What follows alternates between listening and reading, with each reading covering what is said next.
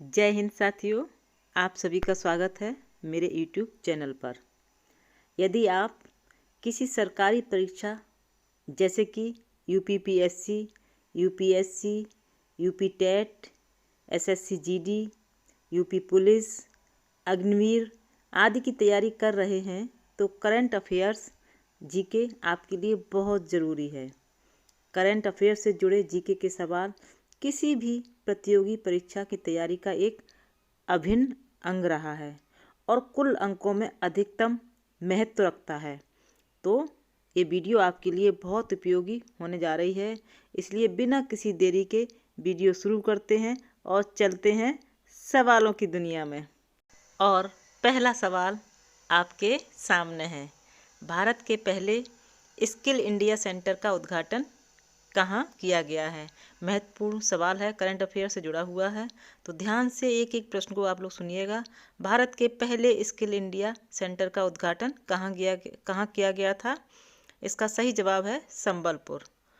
केंद्रीय शिक्षा एवं कौशल विकास एवं उद्यमिता मंत्री धर्मेंद्र प्रधान ने देश के पहले स्किल इंडिया सेंटर SIC का उद्घाटन ओडिशा के संबलपुर में किया है। इस कार्यक्रम के बाद ओडिशा में आगामी अन्य शहरों में भी किया जाएगा।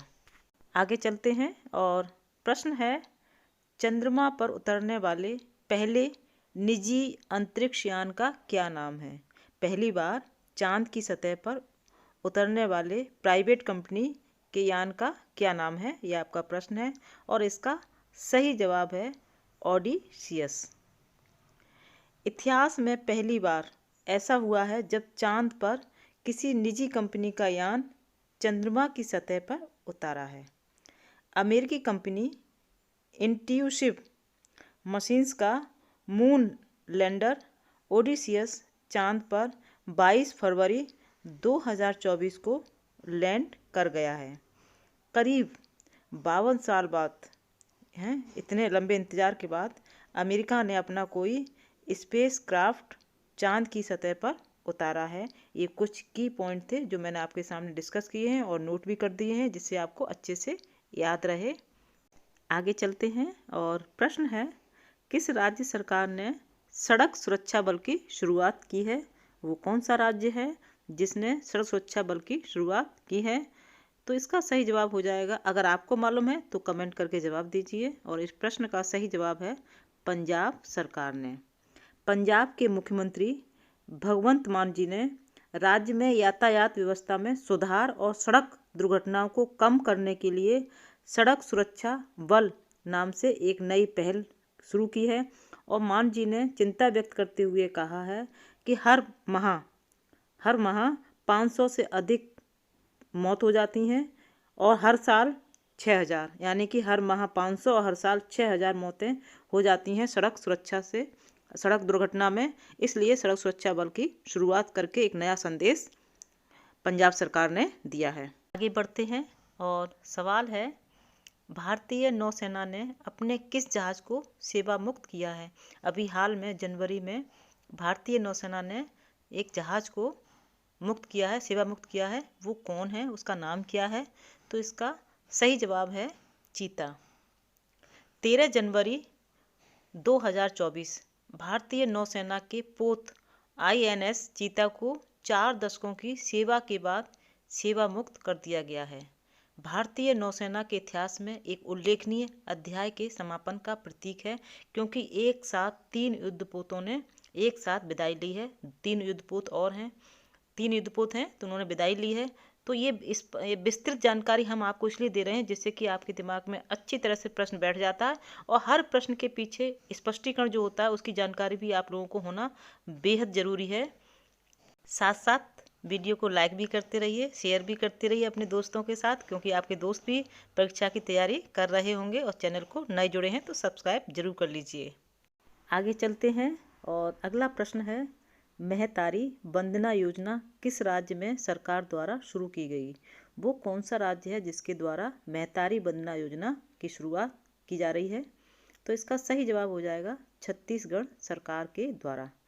प्रधानमंत्री ने छत्तीसगढ़ महिलाओं के लिए महतारी वंदना योजना शुरू की गई है और इस योजना में हर महीने 8 मार्च को सरकार द्वारा 1,000 रुपये की राशि दी जाएगी। इस योजना की पहली किस्त महिलाओं के बैंक के खाते में 8 मार्च 2024 को जाएगी, यानी कि 8 मार्च 2024 से ये योजना लागू हो जाएगी और हर महिला के खाते में 1,000 रुपये जाएंगे। आगे बढ़ते हैं और प्रश्न है, इम्पोर्टेंट प्रश्न है, मोहनजोदड़ो को अन्य किस एक नाम से भी जाना जाता है? मोहनजोदड़ो को किसी और नाम से भी जाना जाता है और इसका सही जवाब है माउंट ऑफ डेड। जैसा कि अधिकतर जानते हैं, मोहनजोदड़ो सिंधी भाषा का एक शब्द है जिसका मतलब है मुर्दों का टीला, यानी कि मोहनजोदड़ो को मुर्दों का टीला यानी माउंट ऑफ डेड के नाम से जाना जाता है। शहर का असली नाम अभी तक किसी को पता नहीं चल सका है, लेकिन मोहनजोदड़ो की पुरानी सील देखकर पुरातत्व विशेषज्ञों ने एक द्रविड़ियन नाम का पता लगाया है, वो है कुकुरतरमा।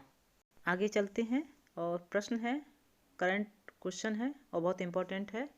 उत्तर प्रदेश सरकार ने प्रत्येक जिले में खेलो सेंटर की तर्ज पर खेलो उत्तर प्रदेश सेंटर की स्थापना किस स्तर पर किए जाने का प्रस्ताव सरकार ने रखा है? ये किस स्तर पर खेले जाएंगे? डिस्ट्रिक्ट लेवल पर या ब्लॉक स्तर पर या स्थानीय किसी भी स्तर पर खेले जाएंगे?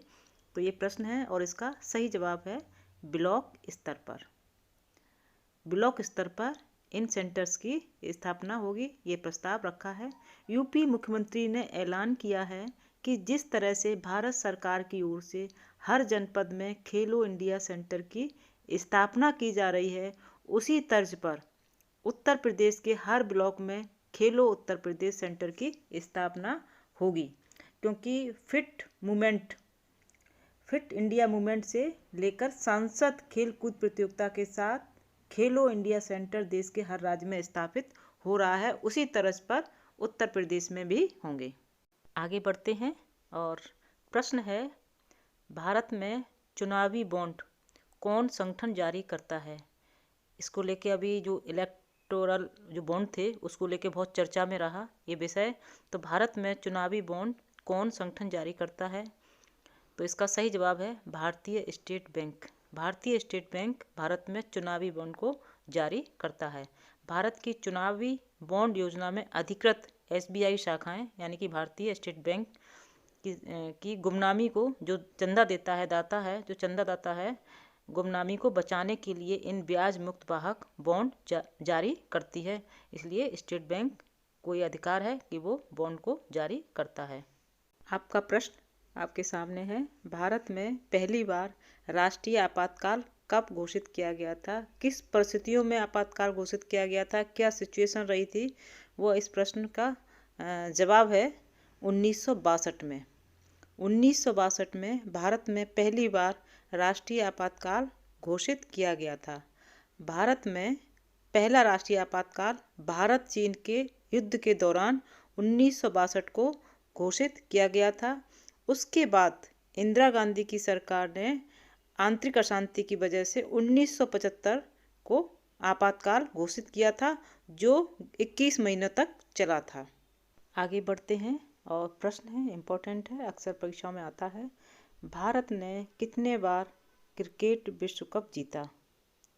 आप सभी को इस प्रश्न का जवाब मालूम है क्योंकि आप सब क्रिकेट प्रेमी हैं और सभी को मालूम है, तो कमेंट ज़्यादा से ज़्यादा इस प्रश्न पर आना चाहिए। राइट आंसर बताइएगा आप। भारत ने कितने बार क्रिकेट विश्व कप जीता? इसका सही जवाब हो जाएगा भारत ने 2 बार विश्व कप जीता है। भारत ने 2 बार वनडे वर्ल्ड कप जीता है। भारतीय टीम को पहली जीत साल 1983 में मिली थी, जहां भारत ने फाइनल में वेस्ट इंडीज को हराया था। भारत को दूसरा वनडे विश्व कप साल 2011 में फाइनल में श्रीलंका को हराकर जीता था। तो प्रश्न दूसरी तरह से भी आ जाते हैं कि किस विश्व कप में किस कंट्री को, किस देश को फाइनल में हराया था। तो ये डिटेल जानकारी मैंने सब दे दी है और पहले से भी आप जानते होंगे, लेकिन ये विस्तृत जानकारी देना मेरा दायित्व बनता है, जिससे कि आप सभी तरह से पूरी तरह से इस प्रश्न को समझ जाएं। आगे चलते हैं और प्रश्न है, भारत का कौन सा राज्य सबसे अधिक राज्य सीमाओं को स्पर्श करता है? भारत का वो कौन सा राज्य है जिससे कई राज्य की सीमाएं साझा करती हैं? ऐसा कौन सा राज्य है? तो इसका सही जवाब हो जाएगा उत्तर प्रदेश। उत्तर प्रदेश भारत का ऐसा राज्य है जिससे कई सीमाएं स्पर्श करती हैं। उत्तर प्रदेश एकमात्र राज्य है जिसने अधिकतम राज्यों के साथ अपनी सीमाएं साझा की हैं, जिसमें 8 राज्यों की सीमाएं साझा होती हैं और एक केंद्र शासित प्रदेश की भी सीमा साझा होती हैं। और यह नेपाल के साथ अंतर्राष्ट्रीय सीमा भी साझा करता है। कौन? उत्तर प्रदेश।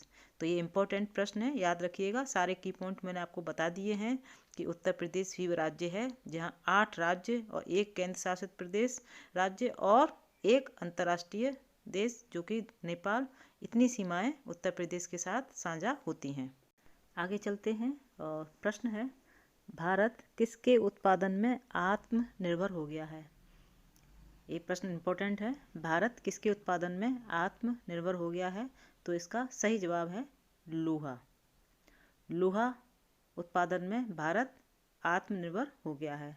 भारत देश लौह अयस्क उत्पादन में आत्मनिर्भर है और वैश्विक उत्पादन में 7% का योगदान देता है। ये कुछ की पॉइंट थे जो आपने बता दिए हमने।